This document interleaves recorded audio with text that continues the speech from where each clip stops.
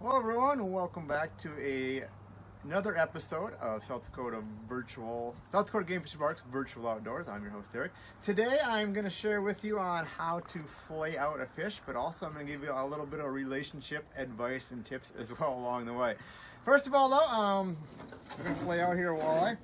One of my good buddies was fortunate enough to catch some fish last night, and I'm going to show you tips and tricks on how to do it the old school way. A lot of people now use an electric flay knife. I'm going to use an old flay knife right here.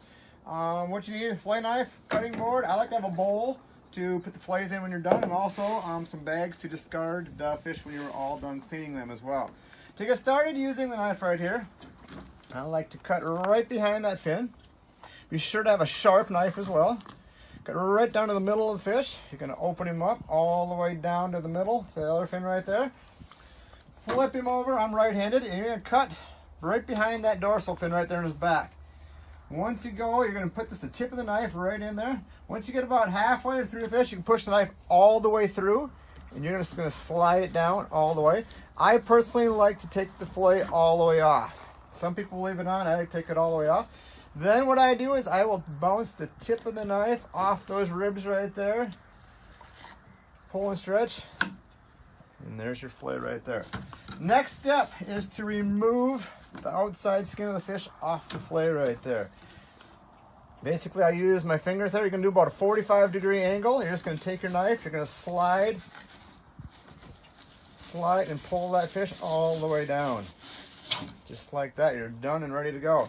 I know a lot of you millennials out there that use your electric fillet knife say you can do it so much better and faster.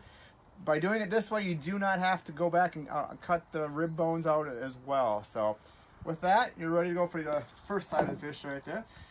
Flip the fish over. The second side can be a little trickier just because there's not as much to work with. You don't want to cut all the way through the fish, right down to the vertebrae of the fish. Once again, you can cut right along that backbone right there. Once you get past that, stick the knife through. You can sort of bounce off the backbone right there, slide it all the way down. One advantage of leaving the fillet on the fish, like I'll do on this half right here, is it gives you a little more area to pull on. So now I can just flip it over like that, and you can actually have it started right there. Start the knife, slide it on down. And you can use the skin and the fish there to sort of pull and slide it off of there as well. Whenever you're done, you should always check for bones, like this one right here. I got a little careless right there, and there are going to be a few little rib bones, but whenever you're done, always check for bones. Whenever you're eating them, before you're cooking them, always check for bones as well in there as well. One other thing about fishing, it is a cheap way to buy food. A resident fishing license costs, I believe, $27, which breaks out to really around 8 cents per day. So my good buddy went out yesterday, caught a limit of walleyes. It only cost him 8 cents total to catch all those fish right there. Not counting everything else there, but yeah, you can't beat that as well. So back to my original plan on marital or relationship advice.